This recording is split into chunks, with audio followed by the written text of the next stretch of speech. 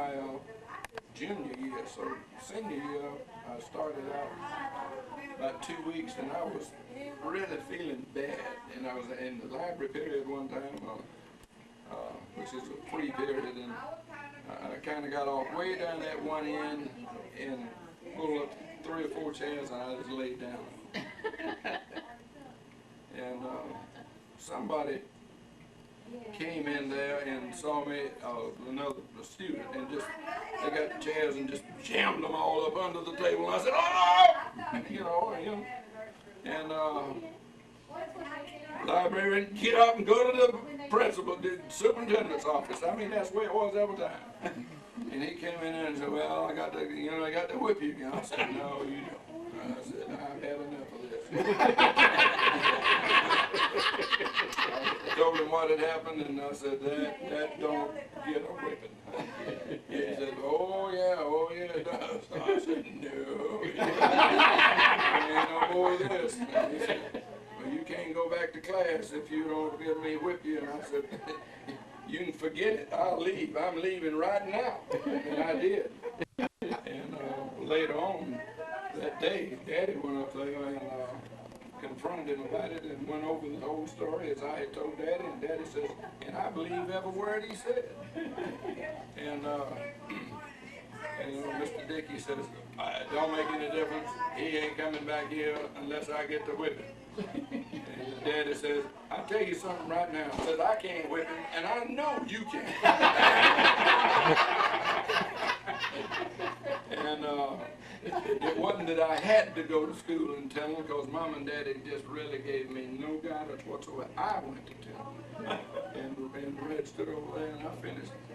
And Tillman School had a king and a queen of the school every year, voted on by the kids. And they voted me the king of the school. First year, but they all knew that story. Yeah, they made me king. Made me king of the school. So that's why I read that in the paper, and he saw that too, didn't he? I expect so. But you know, on our 40th class reunion at Sandersville, they always invite me there, although I graduated in town, they always invited me to come back because I'd gone to school with them all those years. And they invited me to it, and they invited Mr. Dick. He had been superintendent in Edenton, Georgia for long years. And I had gotten into the Brown's restaurant, you don't know where that is, and that's where we were having a meal. And I was standing by the door, and I was seeing old friends, school classmates come in, and Mr. Dickey walked in, and he looked at me, and I was right there too. And he says, "What are you doing here? You didn't graduate with this class." I mean, 40 years. 40 years. 40 years later. What are you doing here? You didn't graduate with this class. I said, "Well, I was invited." Then I tell you what, he was still there, and whoever was the MC of Master Ceremonies there was, recognizing each person and, for a few words. And I told him I thanked him for inviting me, and I appreciated it very much. And I was not, I know I didn't graduate this class. I said I did my graduate work in Temple, and I looked right at Mr. Dickey.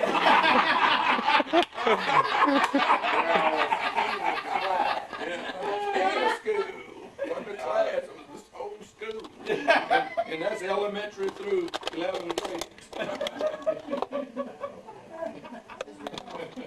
Well, you didn't have there before we were parked at one time right beside, you remember May's Cozy Kitchen where you can go to get a hamburger or a barbecue sandwich? On the street, Olivia. We parked there for the sandwich, I suppose. And that's the only place you ever parked. Yeah, and they wouldn't let me look in the back seat, so I knew so you watch the front. You watch the front. In other words, you were so young, you kind of viewed him as your boss. Oh yeah, he's big enough. He shake me. He didn't believe in abstinence when you're shaking the young ones,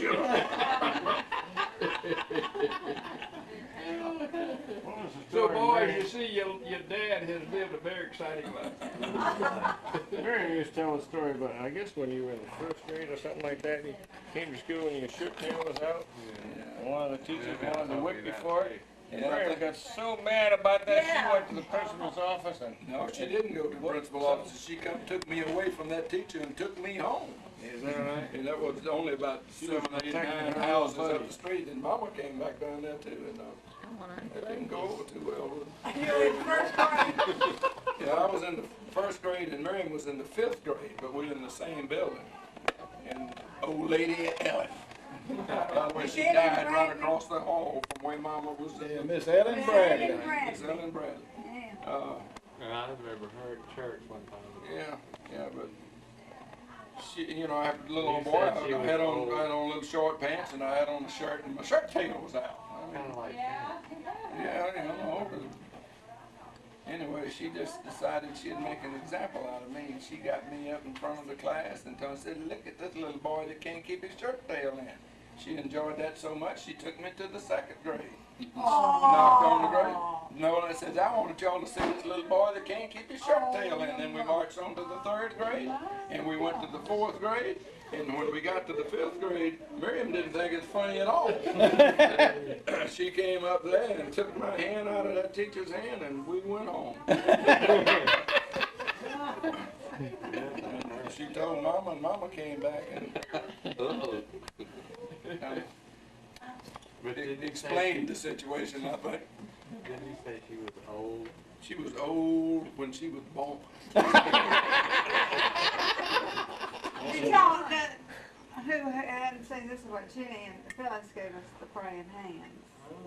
And then you see the quilts. Let me show them, I don't know the girls' song. What happened to the girls? Paul. Well, I'm glad I put down, I heard it by the grapevine. He did. Okay, so what's the alteration? I didn't hear it. He said he was at college or somewhere. What? So there was no fist fighting involved here? No. Okay. The part of that fight was Daddy's reply to him. He says, "I'm going to, if he wants to go back to class, he's got to have a whipping." And that's when Daddy says, "Well, I can't whip him, and I know you can't."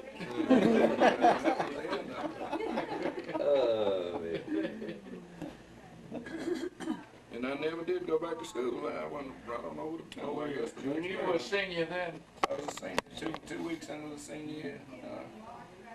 I went over to Tim and told him what the situation was, and he said, "We'll I'll talk to the principal and the superintendent," I guess they called him back then. you got to be the king before the King, year. and I mean, I bet that took place in the first month after I was there. And I told the superintendent what happened, and he was just shaking his head. Who was the superintendent of that, do you remember? McCollum.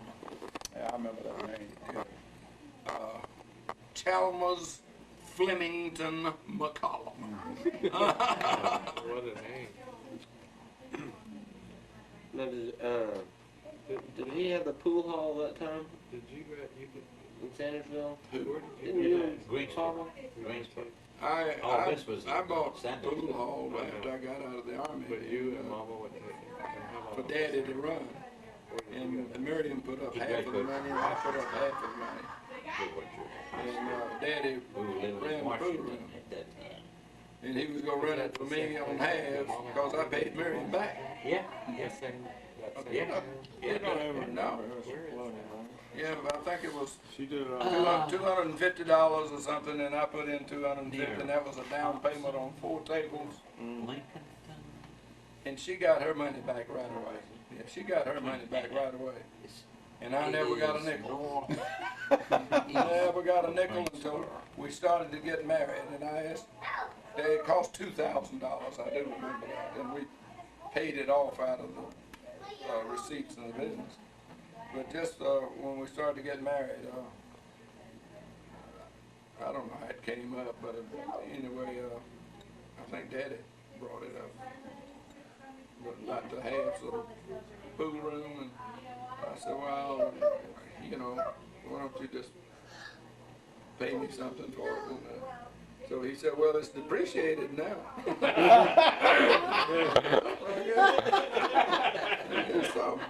So he did give me $700 or so, I guess, over a Who's period of time. the fella and his wife made those 2 blankets? Who's the fella, the wife, the husband, the one that made those 2 blankets? I don't understand your question. You know the Is 2 that- blankets that were there? Joe Spangler's wife, Gail, made the blankets. Joe Spangler. Uh, He says he's quite a pool player too, so we challenged you to bring him. Well, I put on glasses not too long after that, and I never can see the ball the way it is. This is in the way when I'm down on the table, and without it, the ball's not exactly the way I think it is. He seems to think he's a pretty good pool player, so we told him to get with you. Well, I was a good pool player. Yeah, he's still. He was. Joe Spangler, we were talking about last Yeah. night. He I was- remember, in I fact, he seen you run the jumped tape. better against him. Yeah, I've broken the balls and run them in rotation many times. Call that being a shark. Used to I make, used to say, used to Daddy, make well, my let us living. win, just let us win. No. Even with Daddy in the game, he'd have to pay off that quarter too.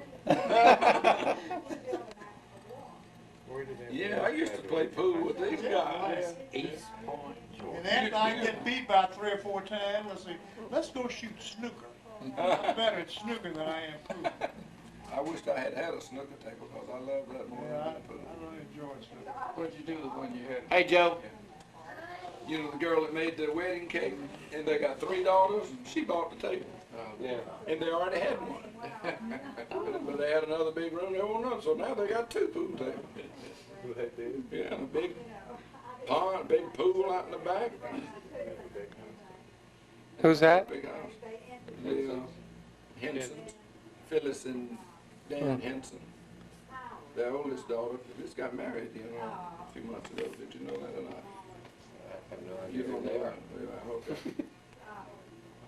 Did they recognize you in church today? Talk about the big party they had last night? No, and there was never any mention, and we sat in a reserved spot, and I think it was just a notice, like they never even mentioned that we were there, the charter members I were was there. surprised they didn't make some kind Yeah, of yeah. about charter I thought they members. would have said something, or they seated, yeah, they did. Well, he had so many things Yeah, to do. on the monitors, they kept running them up, y'all might have seen our names on the monitors. Yeah. Was this the opening week of church? I thought I so. guess so, because they Oh. had the history Lee of the was a history of the charter church. Yeah, and Lee's name was on it too. Yeah. Yeah, as a matter of fact, I said to Senate, I said, Lee was still at home then, and Yeah. remember He was a this little church, boy. I know the other boys had already moved out or had gotten married or something, but Lee was around. Lee was about, what, 12 years old when we came out here, 12, 11 or 13 or something like that. Well, how many of the charter members, was the list, that many of them are still there, or that they just No, they might be all over from moved that. far away? Okay.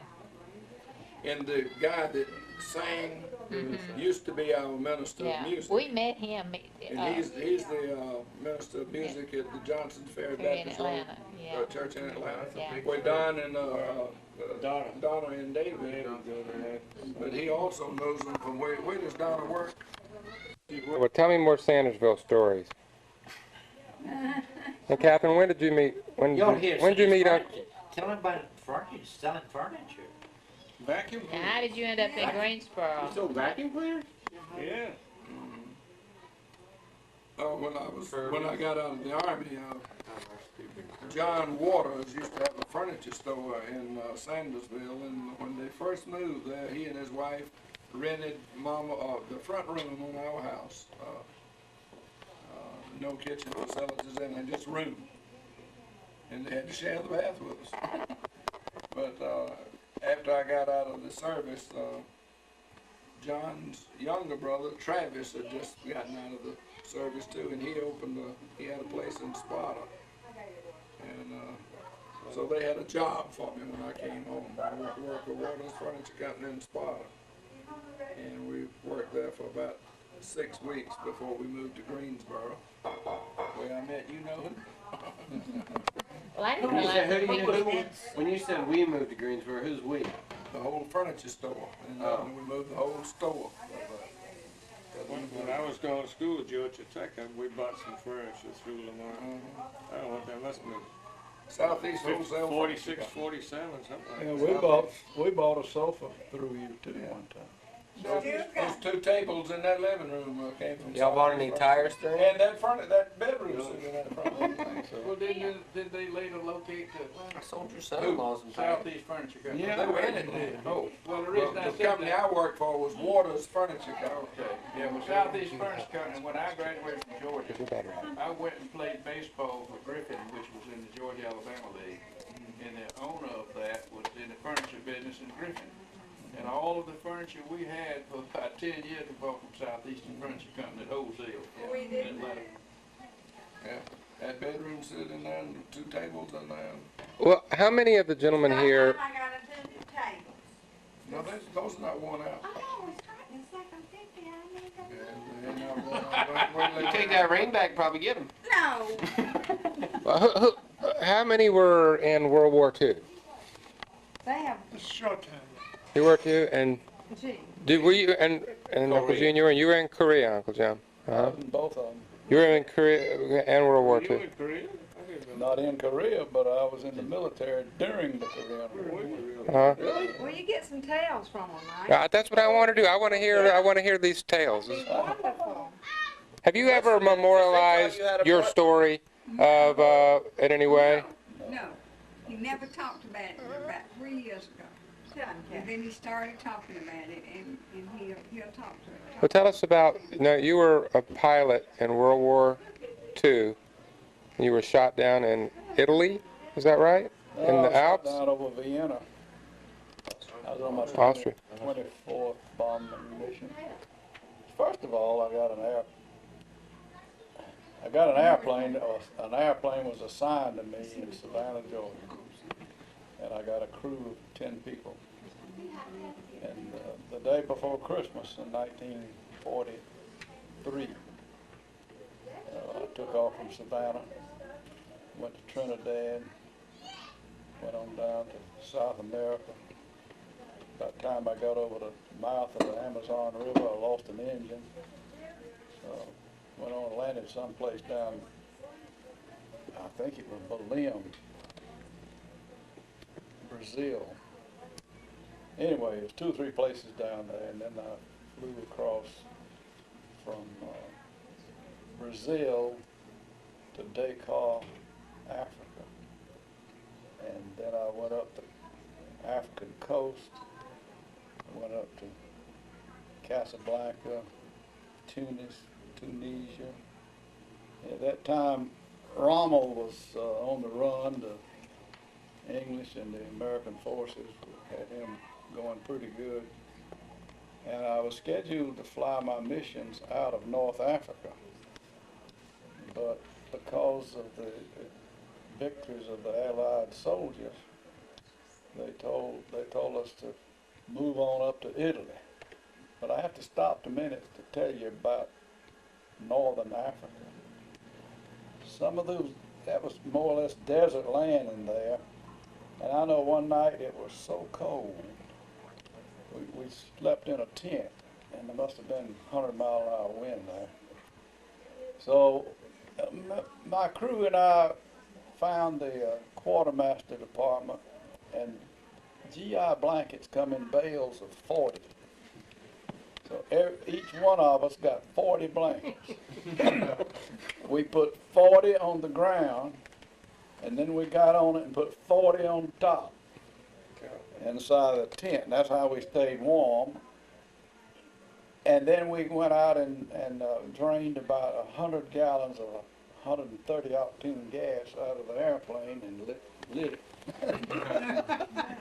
So we'd have a little fire. So anyway, I didn't have to stay there for a couple of days. So then we went on up to Lucera, Italy. And we were going to fly to Lucera, but they were still advancing. So they told us to go on up to Foggia, Italy, which is on up the coast right there, still in South Italy, and considerably south of Rome. Of course, Rome and all that was just, you might as well have been in Germany. The Nazis had all of that. So I flew all my missions out of Foggia, Italy. And in Foggia, we lived in tents in an olive grove. We did have a generator, though. And we had one 75 or 100-watt light bulb in the middle of it. And of course, we had a steel helmet, and we used that for our wash basin. And we'd have to go into bombed out Foggia once or twice a week to take a bath, but we never would take a bath in the Olive Grove. But anyway, and we didn't have any paved runways. These old big B-17s, a 4-engine bomber, you know, and carry about 2,000 pounds of bombs. But there was no paved runways, and every now and then it rained in Italy. Had these big mud holes. And we'd get taken off with a full load of bombs and a crew of 10 and 13 machine guns on there with all that ammunition. And just about time we'd get up flying speed, we'd hit another mud hole, slow you down again. And I don't know how many people crashed at the end of the runway. Of course, when you crash with all those bombs on there and fuel tanks full, it just explodes every time. So everybody who crashed there got killed. But anyway. How many planes were flying out of there? Well, it was the 301st Bomb Group. I was in the 32nd Bomb Squadron. And I can't tell you how many planes were in a group. An element consists of 2 or 3 planes. Then 2 or more elements consist of a squadron. 2 or more squadrons consist of a wing. And then 2 or more wings is an Air Force. And I was in the 15th Air Force. So if you multiply all that, you know, when we'd take off, we'd have to rendezvous to get into formation because you wouldn't go alone. You flew pretty close together. There would be a lead plane in each element.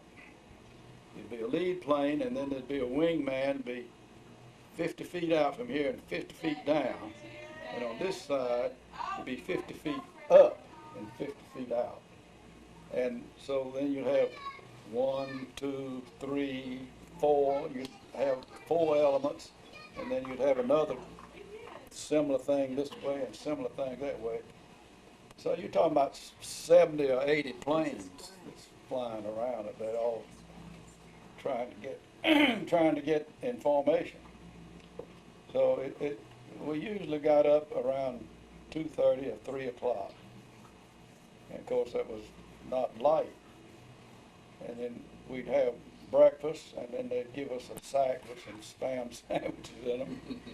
And then it took quite a while to take off and then get in formation. And then, but we finally would do it, and usually about a little after daybreak, we would be in formation. We didn't try to get in formation when it was dead at night. We had to have some light because a B-17 is a real good plane, but it doesn't respond very fast. You have to anticipate when you turn. You got to anticipate the turn because you just can't snap it. Now, when I was in training, you know, I took fighter pilots training and bombing pilot. And a fighter pilot, you know, you can be running along and just do a snap roll, or you can turn a loop, or all that. And I did all that, and, you know, before I got my wings. But anyway, then we would fly across the Adriatic Sea, usually, unless we were bombing submarine pins in Toulon, France, which we did that several times. Submarine pins means that they have these submarines and they go up underground. They had all these things carved out, and I guess they had, I don't know, stone or concrete, because when we bombed the submarine pins, we'd have to have 1,000-pound bombs. And, you know, you drop a 1,000-pound bomb on something other, it has to be pretty sturdy not to burst. So, but except when we were going in that direction, we always had to go across the Adriatic Sea. Now, right across the Adriatic Sea from Italy, if you know your geography, that's the Balkans, where they're having all this trouble now and have been fighting ever since time began. And so anyway, I bombed places like Regensburg, which was in Germany. It's a long ways from southern Italy to Germany. How long would that flight take you? That flight would take 9 to 10 hours. Each And way? You just about didn't quite have enough gas to get back sometimes. What And altitude we go? We That's when bombed you had to pedal in a hurry, you know. You couldn't do any sightseeing, could you? No, we bombed at 20,000 feet usually, and it was 50 degrees below zero up there over the northern Alps, over the Alps mountains. It got real cold. But anyway, sometimes we'd have to lean the mixture out. Ed knows all about this. He's a pilot also in the Marines. You have to lean the mixture to stretch your gas.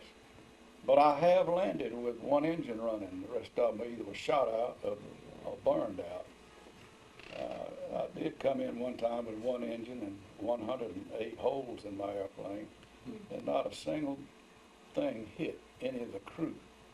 They did give me the Distinguished Flying Cross, and I always said it was just for bringing the airplane back, not for any bravery. Anyway, when I landed that plane, it wouldn't taxi because it didn't have a one engine. You can't taxi a B-17 with one engine. You got to have an engine on this side and an engine on that side because you can't taxi the plane. So anyway, we just stopped, and on the radio I told them to come get the plane. We all jumped out. I was the only plane that landed that we could get out and walk all right. Only 2 planes came back that day out of my whole squadron. I was one, and the other one belly landed.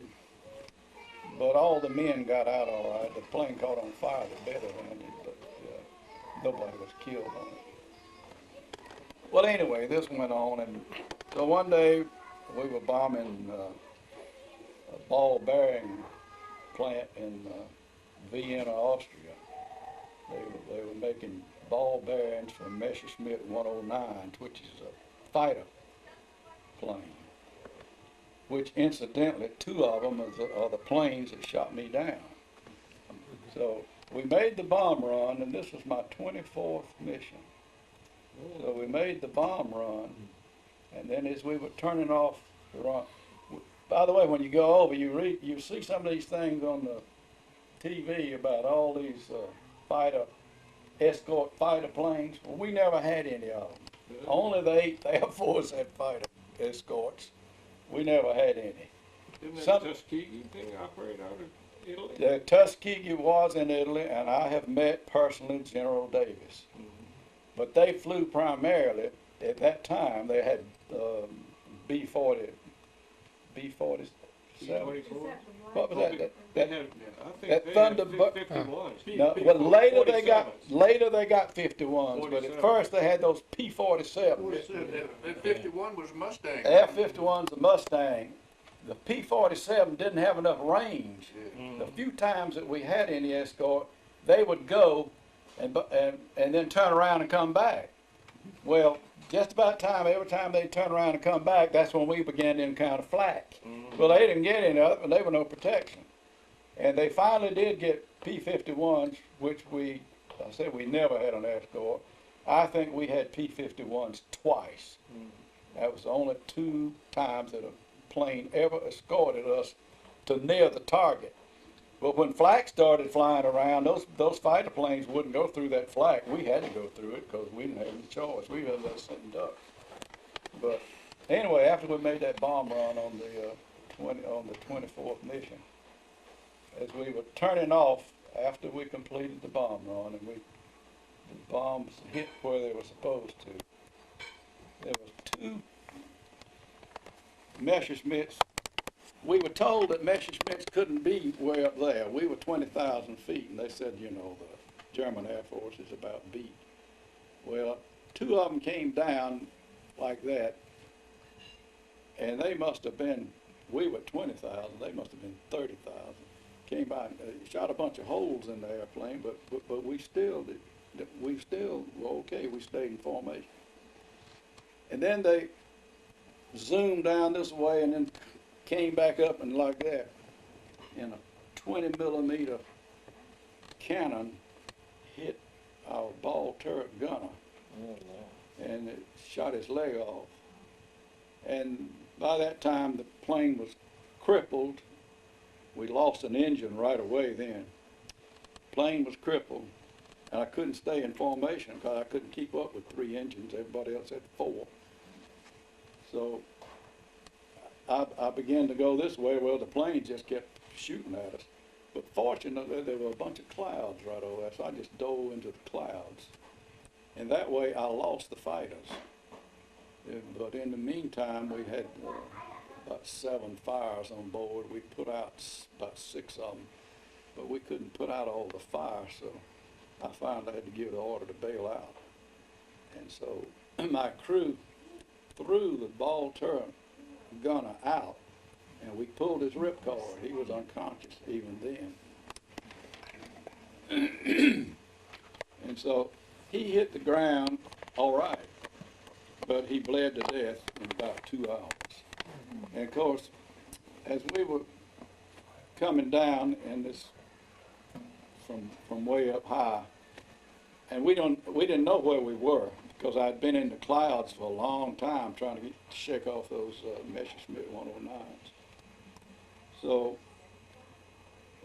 we bailed out, but you know, one would drop here and another person would drop here, and you know, we were all spread out. And the northern Albanian Alps on St. Patrick's Day in March is just snow covered, and we didn't see any ground. So I landed in a bunch of snow. I don't know, must have been 10 feet of snow. I don't know. I went up about my waist when I landed, and just about time I hit the snow, this guy with a machine gun was right there on me, and I didn't know who he was. He had a red star on him. So I just threw my hand up, and I pointed down here. I had a pistol right here. I told him, I couldn't speak his language. And I said, American. And he says, Amerikansky? I said, yeah, Amerikansky. And then we shook hands. And I said, you can have my pistol. I don't need it. So anyway, he happened to be with the underground. He was with Tito's underground. Yeah, where Trieste was, where y'all, where the bomb. No, I'm okay. Yeah, I bombed Trieste several times. Did you? Yeah. That was the Oil oil field. fields. Yeah. And flak, they had more flak over there than the flak up there, those white puffs, you know, and when they would get close, you would poof, poof. Then you would feel the shrapnel stuff in there. Yeah, That was an exploding shell that they had to set for a certain altitude. Yeah. Well, I came back one day, I told you I had 108 holes in my plane one day. Gene, were you ever in Ardmore, Oklahoma? No, I flew. The reason I asked, my friend Elizabeth Runyon's husband, and also her brother were in that outfit, and and Alton was shot down and taken prisoner, and Bill was killed. Yeah. And so I just thought by chance and that eventually they were stationed in Italy along the near Verona. Yeah. Okay, well, pick back up where you dropped it.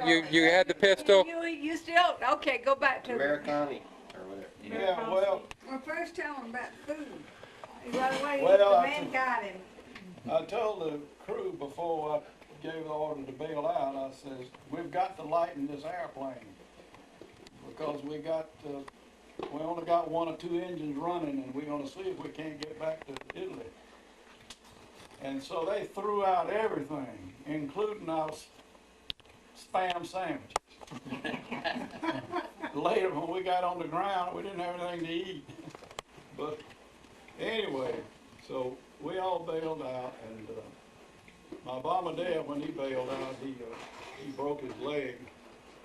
So we had to kind of leave him behind, but he finally caught up with us because I was missing in action for 75 days, and all this was behind enemy lines. So we had to hide out in the daytime, and we walked at night. Did the Russian help you, Eddie? No. The Red Star. That was the partisans. That was the partisans. Oh yeah. There were the partisans and the Chetniks. Mihailovich was a Chetnik and Tito was a partisan. Tito ruled Yugoslavia pretty well. The reason he did, his mother and father were, one of them was one race and one was another race. He made everybody toe the line. It was a form of communism, but it wasn't like Russia. He never did give in to Russia, did he? No, never did, never did. So Tito did all right. But anyway, it took us about a day and a half, I guess, for the crew to get back together. And that's when I learned that my belly gunner was dead. I didn't know that because one of the other guys did find him, and but he had bled to death.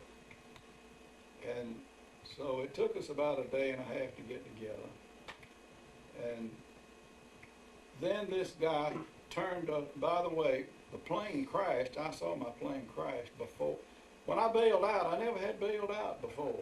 And when I bailed out, I would have sworn I was going up instead of down, and I was pulling those shrouds, trying to come down faster.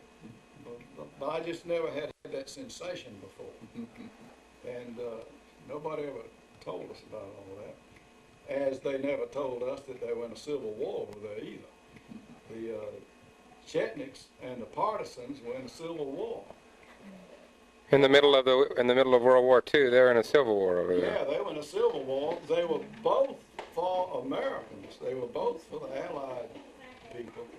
They were both for the English and British and Americans against Germans. But we didn't know that. But anyway, they told us later that even if Mihailovich had captured us, we still would have probably gotten out. But as it was, Tito's outfit captured us and his underground. So this guy turned us over to a little 21-year-old girl. Her name was Alice. And she was from Greece. But she was highly educated. She had been educated at Oxford, in England. She could speak 7 languages fluently. But the Germans had killed her mother and father and her little 12-year-old brother. And she grabbed a butcher knife off the table and killed both of them. And then she was a dedicated underground person.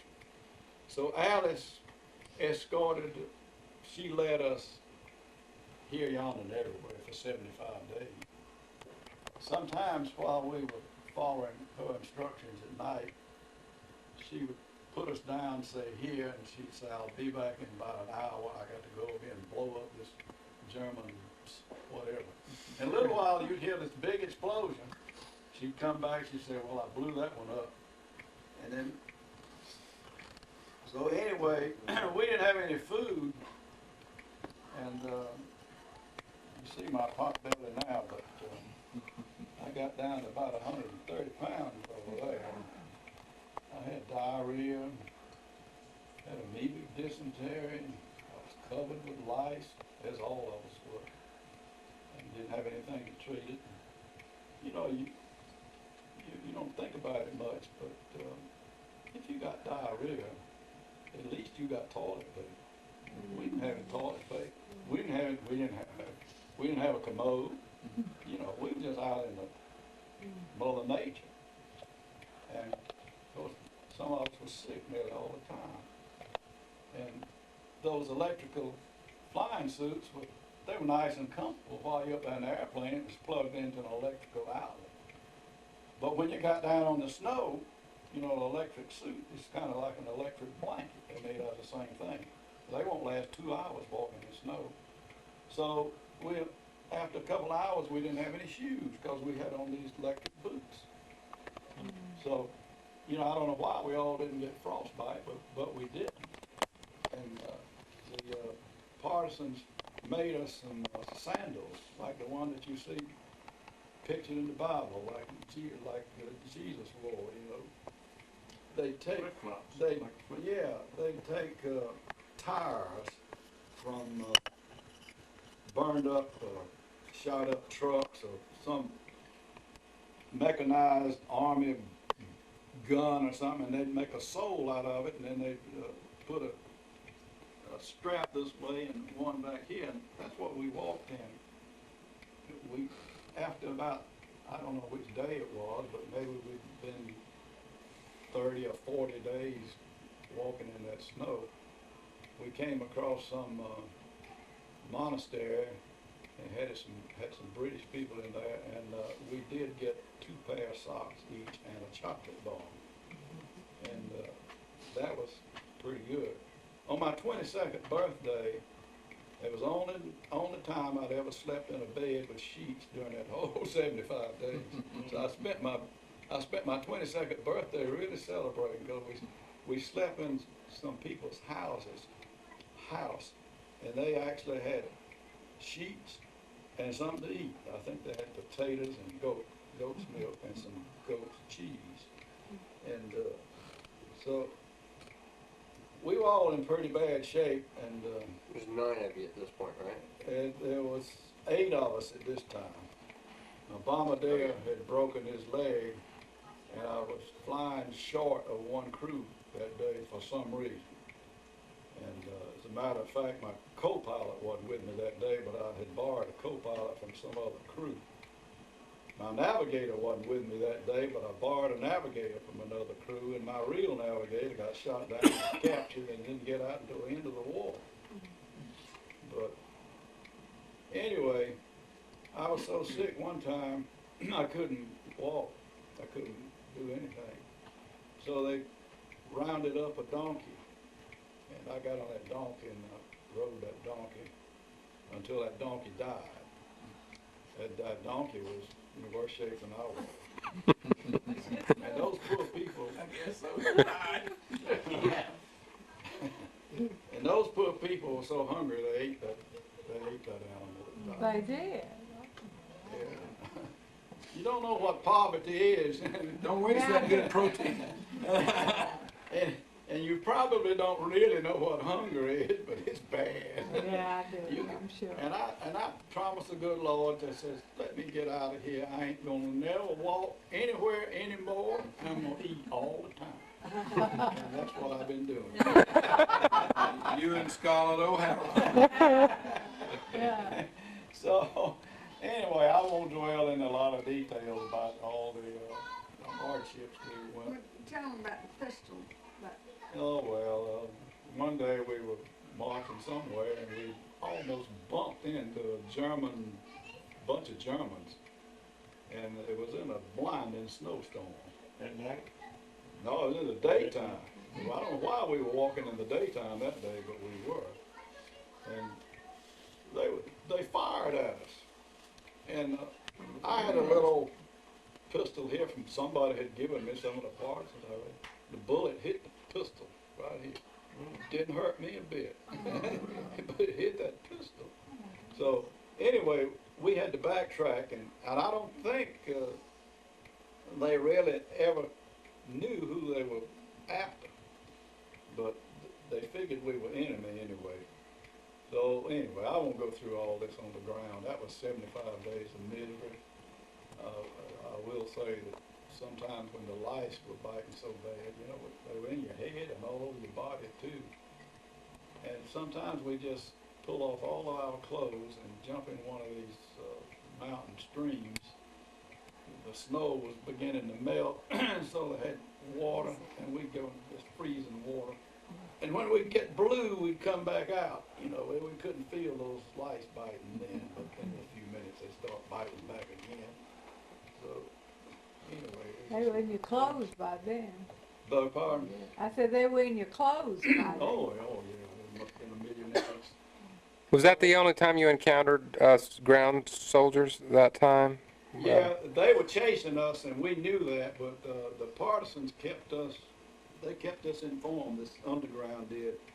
They chased us for about a month. Did they know who you we were? Told. Yeah, they knew who we told, and they later went to the airplane. Of course, the airplane burned up. Incidentally, my pilot's hat was, when the airplane hit the ground, it exploded, and it blew my pilot's hat out. And one of those partisans found that hat and brought it back to me after about a week. I got my hot pilot's hat. Was this still in Albania or? I don't know where I was. In other words, I don't know where I was. It was across the Adriatic Sea, though. No, I was on the wrong side of the Adriatic from Italy. See, we had, that's another thing, we still had to come back across the Adriatic and get to Italy. So, we marched all up and down somewhere in the northern Albanian Alps. I don't know where we were. We even walked down to Greece and back, but there were more Germans in Greece than there were Greeks. And we had to stay up in the mountains and the hills because Germans had all the seacoast. So, you know, I don't know if people don't know how close we can get beaten in that war. And I think if the Germans hadn't run out of fuel, we might have gotten beaten before we knew what was going on, because, you know, France had already surrendered. Italy surrendered. Oh, Italy joined them, actually. But Hitler hadn't gone into Russia. We might have been Yeah, and you know, Russia lost more troops than the United States in that war. If it hadn't been for Russia, we'd gotten whipped too. But anyway, so they finally got in contact with the Allied people in London, and they radioed somewhere down there in Italy, and we were told they were going to send a plane for us to pick us up one night at midnight. So we built a little runway, and we got little piles of wood and put it along. That was our runway lights. And, you know, when the plane was supposed to come in, it didn't come in. And that happened once or twice. Finally, one night, the plane did come in and land, so we all got on it. And incidentally, in the meantime, the whole bunch of airmen had been gathered together. And I met a guy I was in junior college with. He was flying out of London, out of 8th Air Force, and he had gotten shot down. I was flying out of Italy in the 15th Air Force. And he and I were college mates, not roommates. His name was Mac Vade. He's from Cochran, Georgia. I said, hello, Mac. He said, Tanner, what are you doing here? I said, same thing you are. What was that, a DC-3 or something like that? Yeah, DC-3 came in, and after we got on the plane and started back, I didn't know how the plane, we were way overloaded, and this pilot must have been 7 feet tall, he looked like it. But anyway, there were mountains all around, and we had just a short runway, but he got that thing off, and then he began to circle until he got over those mountains. But then he told us that the first 2 planes they had sent for us both got shot down. And we didn't have any parachutes in this thing, and I said, my goodness, I hope we don't, and if I had known this, I wouldn't have gotten on this plane. But anyway, so we finally got back across the Adriatic, and we landed in Bari, Italy, and got interrogated by a bunch of high brass. But even before they interrogated us, they put us through the steam baths and the delousing. Fumigated you, didn't they? And all like that, burned our clothes. and then they did give us something to eat. We got steak. Then they gave you something. Then we got it. Yeah, well, we wanted to get that over with too, because we were scratching. So anyway, they interrogated us. And then I went on back to my squadron. Meantime, I saw a Jeep somewhere or other out there, and it had the key in it. I just confiscated it, and I rode around Italy in a Jeep. Wasn't mine. It belonged to the taxpayers, I guess. I don't think anybody ever missed it. and it didn't bother me anyway, whether they did or not. Well, did you get another plane after that? No, I got back. They wouldn't let me fly any more missions, because then if I had been shot down again, I could, under the League of Nations, some law or other, they could have shot me as a spy, because I had been over there before. So I finally got back to the United States, and then you were talking about Oklahoma a while ago. They gave me an old beat-up airplane to fly back. So I flew along and came on back down the African coast and on down to Liberia. And Ed, I had to make an instrument landing in Liberia, of all places. Of course, I'd never been there, and we didn't have sophisticated equipment like we got now. We had, do you remember the null? You know, you find when you got exactly over it, you get your radio would go silent. A's and D's. Yeah, so I had to land because I was running out of fuel. And so, but anyway, that was my only instrument landing. Of course, I held a green card. I was rated for instruments anyway, but anyway, it was mountainous country where I was coming in. and we just missed the mountain peaks. And they had taken the Bombay tanks out of this plane they gave me to fly back, and my mission was to fly this plane back to the B-17 graveyard in Tulsa, Oklahoma, Tinker Field. So I had to come back by the Ascension Island because it didn't have enough fuel to fly all the way across the Atlantic, because they had taken the tanks out because they needed them for combat planes. So I had to hit Ascension Island. Well, Ascension Island is right out there in the middle of the Atlantic Ocean, and it's 5 by 7 miles. It's just a dot, and you can easily miss it. But I had a good navigator to come back, and we hit it. And you can't come there after dark because there's so many birds come in there at night, they mess you up, they make you crash. All these birds coming back in. And of course there's no water there, it's a volcanic island. So anyway, so I came back again to Brazil, and then flew on back up there and came in at Homestead, Florida, refueled. Then I had to refuel 2 or 3 times. I didn't have anything but wing tanks. I didn't have any Bombay tanks. And so then from Homestead, Florida, I flew on up to Oklahoma and dumped the airplane at the graveyard. I guess it's still up there, I don't know. Then I became an instructor pilot. So I taught people how to fly B-17s until the war was over. And on September the 1st, 1945, they had let me out a little bit early because I had so many points, but having been an evadee. And so I married Catherine while I was on terminal leave. I still had 19 days in the military, technically, and for which I got paid. But in order for me to go on my honeymoon, I had to borrow $50 from Lamar. And Lamar loaned me $50 for Catherine and I to have our one-day honeymoon, one night. Yeah, they went all the way to San Miguel, telling 3 miles. Did y'all go on the train or did you take No, the bus? Because I had to go to Emory. Let's see, we got married on a Saturday night, and I had to be in Emory on Monday morning. And Catherine had to be in Sandersville teaching school on Monday. So we had Sunday. And so we went to a movie in Milledgeville, Georgia. Well, I gotta say, And as we were walking, I hope it was a good as we were, What movie was it? we passed. I don't know. You know, the policeman was standing on the corner, and of course Gene had on his wedding suit. And I heard one of them say, "Look at that forever going."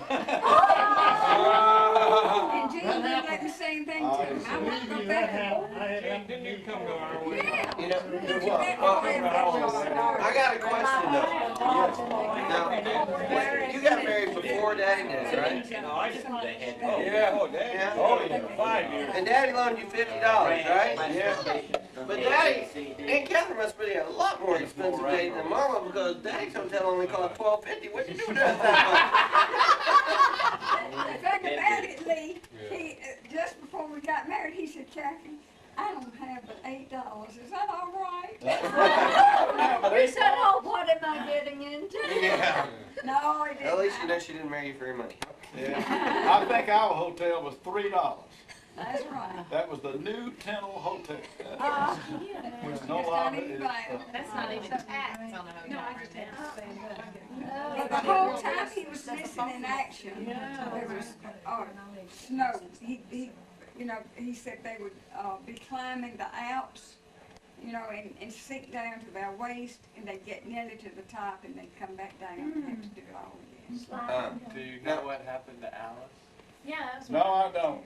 I wrote down 2 or 3 names. I got a diary at home. I had a little notebook. That'd make a wonderful movie. Yeah. I had a little diary. She was really a heroine, wasn't she? I don't know. I never heard from any of them. I wanted to go to Yugoslavia when they had the Olympic Games. For some reason, I couldn't go, and I was going to try to look up some of those folks, but I never did. I lost contact with all of them. Now, were you in the Catherine, y'all were dating in high school, or when did y'all? No, we went in high school together, but she was dead in love with some guy who had a Lincoln Zephyr, which has 12 cylinders. Oh, that wasn't D-Boy Hawkins, was it? No, that was John Reese Yarba. He was a rich, spoiled brat, and he had a Lincoln Zephyr with 12 cylinders. And I didn't have a car. yeah, but $8. But he had Margaret. Yeah, I had another girl. So what point did you two get together? Well, what point did you start? When he was missing in action, it made the headlines in the Central Press. And I was teaching school in Brunswick, and Mama cut it out of the paper and mailed it to me. Well, when I got it, I just cried. So I wrote Mama Town a letter, you know, and telling her how upset I was and everything. And in that letter, I said Gene was always like a brother to me. So when we got married, Mama Taylor said, yeah, I see he was like a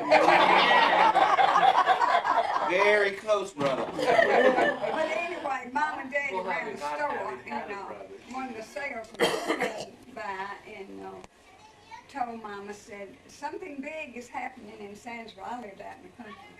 And said, some boy has been missing in action and he's home. And Mama came in the house and she said, I believe Gene Tanner's back.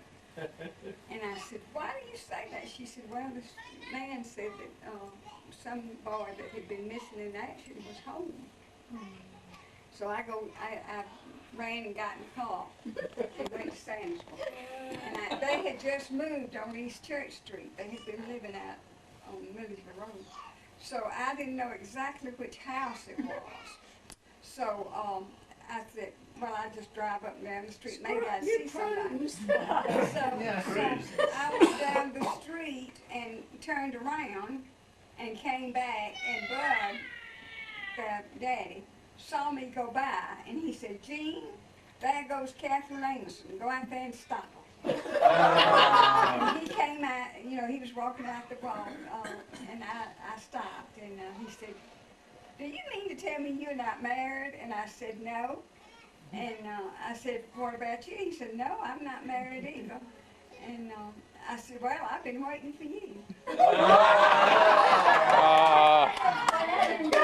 you! And Mama swears. She is, I mean, she always swore that we had, she was always having people in for dinner and all that noonday meal.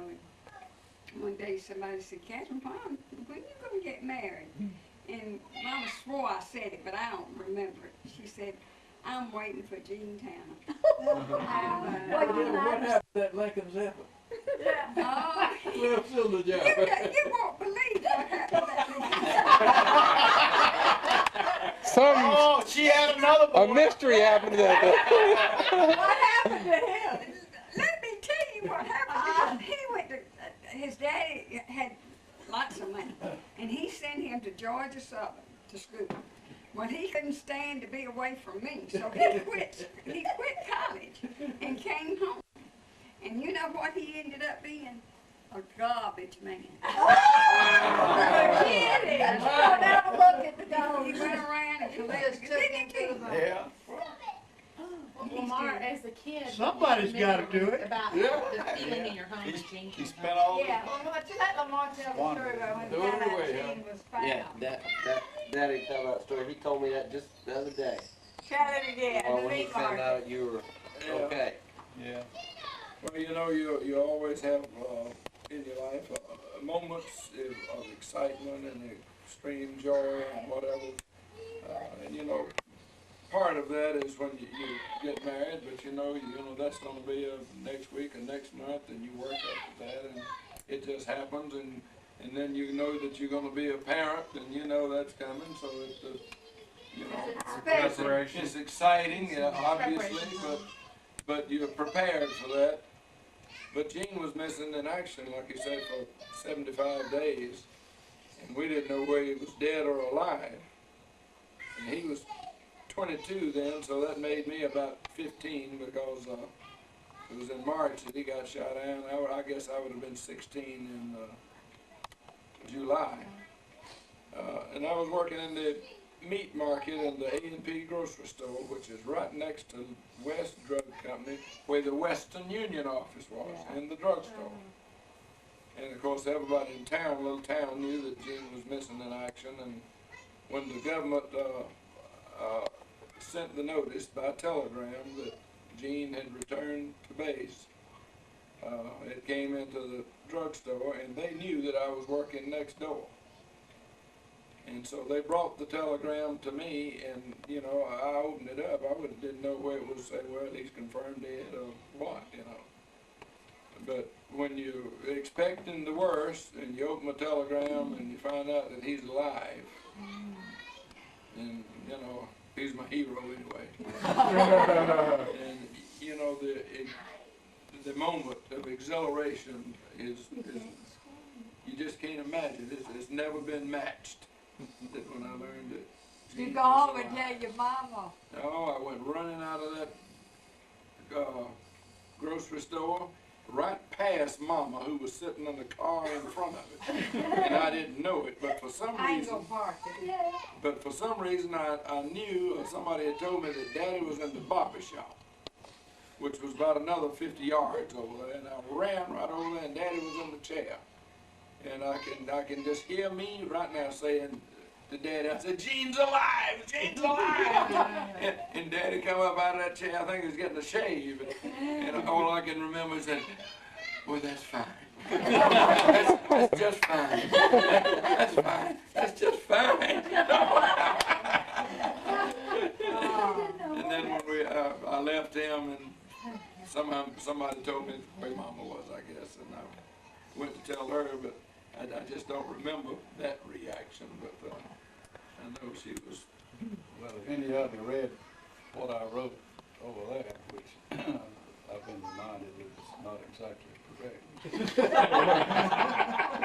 But the way it started off, you see, Lamar gave me a sinking feeling when he was tricycle age.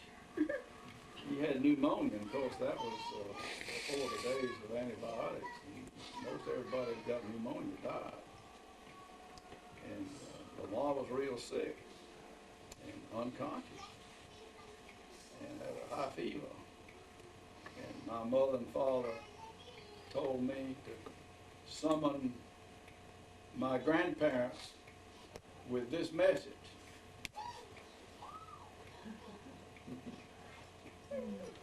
Come quick, Lamar is dying. Yeah. And so they all ran back to the house, and they thought Lamar was dying. And that night, he regained consciousness, and the first thing he said was, where is the clock? They had a clock on the mantelpiece that ticked and struck, you know, every hour. And they had moved it out because they thought it might disturb Lamar. And so the first thing he said was, where's the clock? He was about 3 years old. No, 5. And Zena said they all were breaking their necks to try to get the Yeah. clock. Yeah, I can remember that. I don't know where I remember it from it actually happened or hearing about it, but there was everybody was breaking their neck to go in that other room, bring that clock and put it back in there. So Lamar and I kind of got some close bonds. Was that out in the country? Was that at the farmhouse? Yeah. Yeah, on the Riddleville Road. Now, y'all had did you have a house when you were growing up that burned down, or y'all lost it or something like that? About 38, 39, 38? Burned down in about 39. 39? It was 3 miles out in the country. Great big 2-story house with porches all the way around both stories. And we were in Macon one day at an air show race, something. How old was everybody when this happened? 39, I must have been 16 or 17. You can go 2 down for every child. So you were 10? Lamar's down about 6. No, about 11. Something like that. Yeah. Anyway, so we got paged on the PA system at this air show that our house was on fire. And it just burned completely down. Lightning struck it. Everything inside of it too? Everything went. Yeah, and they say, they told us that when the flames got all into the upstairs room where Jean's was, that they thought World War III had commenced. All the shotgun shells and rifles and everything started going off. But wasn't there some story about a superhuman strength had the neighbors came in and unloaded the downstairs china cabinet with china in it? Phil Moore picked up a refrigerator and brought it out there. That's not Phil yeah. Moore, that is not that's not. But all of our, real mementos were gone. All your And photographs. Gene had just graduated from high school, so all of his high school Everything presents was were gone. Bruce. I had the clothes on my back. Had all my father's World War I paraphernalia, most of it. Some of it was recovered, wasn't it? Yeah, I had some of it, and I think I gave it to you. Yeah, I some did, years and I've ago. got it framed, but that's all it was, just a pittance. But Gene got real mad because he wanted to stay and see the ass show. He got mad. He didn't want to leave. Said, well, it's gone. There's nothing we can do, Daddy. Why don't we There's a good air show going on here. Yeah, that was 60 miles away. They had big rocking chairs all the way around on the downstairs, and everybody just let those rocking chairs burn right up on that fire. And all that house was made out of heart pine, How big would that house have been? How big, I don't know. Square footage, we don't know. We didn't know what a square foot They were was. pretty big, but big. 4 or 5 bedrooms or something like that? When you're children, it's always bigger. At 14 foot ceiling. Yeah, 4. Two bedrooms upstairs and a great big hall and a bathroom, and downstairs there was 2 bedrooms, a living room and a dining room, Yeah. a kitchen and a pantry. Yeah, but the rooms were big enough for a couple of double-sized beds and stuff like that. Oh, the big foyer, there's a foyer upstairs too, where the bathroom was, And you had indoor plumbing there then, huh? Well, We had just gotten we indoor just got plumbing. it. We used to have the outside parties and bring the water in a bucket. But I helped put but up when- the windmill to When the get house burned indoor down, plumbing. we had. Oh, I want you to go tell out to where the about how house you used to was. torment Miriam with the rocks on the bed. Oh, She was That only was girl. me. That was That was a Lenore. long night. Nobody in the country had electricity. No. We didn't have bathrooms, we didn't have No. electricity, we had all our lamps. house.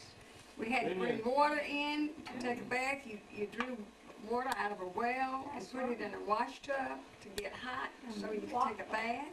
It's hard for these young people to realize that. That's right. That's right. Didn't your dad put up the first So- telephone line out there? Nobody in the country had That's right. electricity. We didn't have Did that. you have that too? No, yeah, we My had- father, We had an outside outhouse. I used to draw water out of the well and take it in. Mama said, Leonard, yeah. need a bucket of water. I have a book entitled When the Lights First Came On in Georgia. 3 miles from Sandersville out to where our house was, and that was our telephone line. And then we put up a windmill and got indoor plumbing. And, and Daddy's handprints on it. I expect so. Because that's there. And it was, of still. course, there was no such thing as television, no decent, we had an old Philco radio that had one of these speakers on top of it.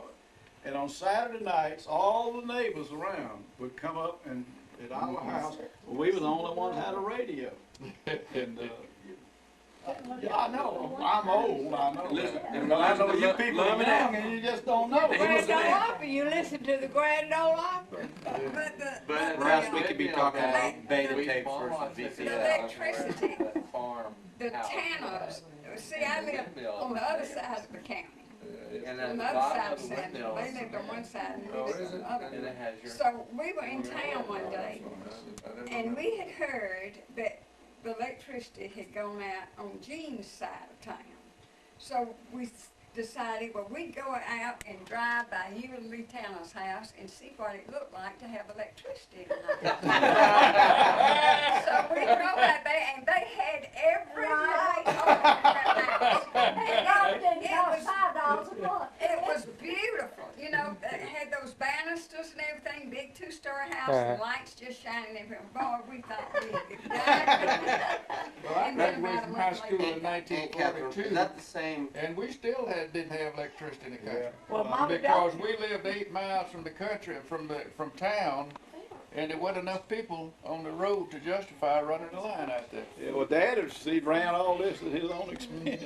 When we got the Same power, we were farmhouse the that you- last house. It run up and it stopped. It didn't go 100 yards down to the next house. It did something later, but that's where it stopped there. Was it the same farmhouse that we would go to that had the store out to the? That was where you grew up. That's where. Now, Catherine, And That was a my big dad- house too. No, oh, yeah, No, that house is it's not still that there. Now, Catherine's, they had electricity, but it was on, with batteries. yeah, before they got the. Delco system. Yeah, the Yeah, we Delco had system. Delco system, and every afternoon at 4 o'clock, every day at 4 o'clock, Daddy had to go up and start up the Delco system, which was, It was a motor with a generator that charged the batteries. that's right, and we had electricity, so we had Diesel, electricity or- before Oh, no, anybody else in the gasoline. county, but that, it was not the REA. I was talking about the REA. But everybody in the county Kids had don't know what electricity. REA is. Rural electrification Administration. administration. You know, That's what I was in. Association. Hattiesburg. we had a little old tiny radio set, and nobody knew anything about radios. My mother used to go walk a mile to go over to Aunt Lynette's house to listen to these soap operas. Yeah. And one day she was running late, and there was a hill you had to go down to reach Aunt Lynette's house. And she came outside, she hollered as loud as she could, "Jewel, come on quick, I turned the radio off to save it for you."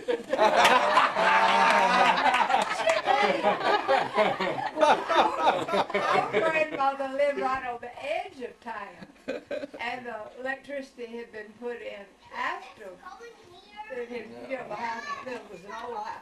And all we had was a drop cord in every room. Didn't have it. Well, that's all you saw at most And she places. still, I can remember when she got her first electric refrigerator, she had ice. Well, we had an ice box on Linwood Well, Avenue. that's what we had. We didn't Oh, have- we had an ice a box. refrigerator. We had an ice box. The ice man came. Wagon. And used cottonseed as an insulator. Yeah. And- Well, and- we had a cream separator, and we separated milk from the cream. And So soaked did the we. cream, and every Friday, the collector would come around to our house and Right. collect the cream, and we had ordered 50 pounds of ice for him to bring with us. And we put it in the ice box, wrap it up in croquet sacks, and make it last as long as it would. Yeah, you know, and now you go to the store and buy skimmed milk. We would crank that old Yeah. thing up, you know, and get the cream off. Right. Shoot, my father would throw that old skimmed milk out. He'd give that to the hogs. He said nobody drink that stuff. Blue John, and that was That's right, Blue John. John, yeah. But I tell you what, I remember love we lived Clever, in a so house. we kept the Clever. Mama don't churn and she washed her clothes in the black wash pot. Elma still got the wash pot, right out there. Catherine's got an old churn at her house now. But that is not the one, this is my grandfather Smith. Yeah, but anyway, Not bad. and I can remember going and bringing in stove wood. I'd be set to get stove wood. Beg your pardon. Young people. I beg your pardon. You never brought in a stick. Your brother Sam and brother Jim brought in the Wait a minute, yours would make, you would put a stick between the brick, what do you call it, scuttle? Yeah. A scuttle in it. Make up. And I'd carry one side and you'd carry one side. And one Halloween night, we were out there early to get ready for go trick or treating. And we were living there by a house that had a cow in the yard next door. And Jim would always love to scare me anyway. So we were out there and I'm already scared, it's getting dark. And I got kindling and he gets cold. And all of a sudden, I heard something, and I looked at that cow. You know how big cows are. And I dropped that thing, and he and I were going, and I ran in the house. I was scared to death. And he came in and said it was a cow, and I said, no. You brought the Oh, I certainly did bring in the stove wood. I was older than you. I was always Sam built the pies, ain't Liz? That man had to help. put in that and Mama Donia ironed in that hot kitchen on that stove. She sure did. Y'all don't believe any of this stuff. No. Was anybody, were any of the, He was in the Navy. in Well, the when I was Pacific. young, they only had 3 channels. yeah, all we had was, There was no remote control. yeah, we had to get up. I remember we lived in a house that didn't have its garbage disposal. Garbage disposal. We lived in a house that didn't have the AC. Yeah, We were with some friends of ours in snow skiing, and we have these little 2-way radios, and you can talk back and forth while you're skiing down the slope and all this. We're just talking about how you used to come home at night, and I said, well, when we lived in Dunwoody North, my dad had a bell, and he'd ring this bell, and they were yeah, and you'd come home. You know that time to come home, and they were, you'd ring a cow. He wouldn't just call. I said, no, just ring a bell. I still got the bell on it. But see, now you can't do that. You can't not know where your kids are. That was a bar. But I'll tell you, young people, That wasn't a everything cowbell, you've that heard was a here is the barnyard truth. bell. Yeah. You might think it's not, but it is. Nobody's exaggerating, because I can verify most all of it. Well, anybody here, how about anybody here born in a hospital? Let me Are you ask older, a Timber? question. Jim. You were born in a hospital? So you're with us? Rutledge Hospital, and I've got the bill that Daddy paid for the, I think we're in there like, 6 days, and it was $12. Honest to goodness. And the doctor's bill, I think, was another 6 for the delivery. Hey, Gene. Yeah. All right, now, you and I are the same age, basically. When did you get a refrigerator in your home? How old were you? I don't remember. I was probably 7 or 8, so it would have been 1935. 1935. You got a Well, refrigerator? Yeah, we had ice box before, when the ice truck would come and put them there, put the ice in there. But when we got electricity, we got a refrigerator. How long would an ice last, an ice box? Depends on how well you try it. Yeah, drain, so I guess I can see all it. right, now, see, Down underneath. I lived in Augusta, which was a big Yeah. town, and we got a refrigerator when I was about 8 years old. But now you got yours later, because you was in a rural. Yeah, I'm sure. He's probably 13 or there. But I tell you what, now money had a lot to do with it. My daddy didn't have a uptown job. He was a farmer. Yeah. And we didn't have any money until World War II started. And we didn't have a refrigerator even when I graduated from high school and went to the Navy. When I came back, they had sold the farm and moved to Macon and had electricity and everything, but the farm still didn't have any electricity. Now, why did you not have any money until World War II started? What did World War II start? It was a depression. I'm asking what World War II had to do with getting the money. World War II started in 1940. World War II started in 1941. I'm getting this on the tape, folks. I kind of know you don't have to answer. I can tell you, most families of 4, 5, or 6 during the early 1930s, late 29s, 30s, 31. Most families, if they had $2 or $3 a week, that's what they lived on. It cost a nickel a loaf. Yeah, and even as late as 1940s, I remember my father had a brand new Ford V8 delivered 3 miles out in the country full of gas for $828. See, your dad had a job. Yeah, my father was, Yeah. My dad worked for the Georgia Power Company. yeah, my father was fortunate in that he was a World War I veteran. And so when he got out of the military service, he got a civil service job as a rural letter carrier, the only job he ever had. And so while other people were just about starving, my father was making around $3,000 a year, which was rich. That's right.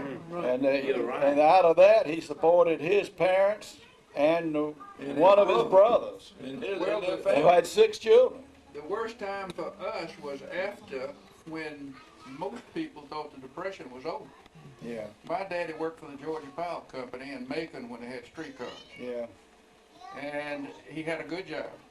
They did away with streetcars in Macon about 1932. And he was thrown out of a job because he was an electrician.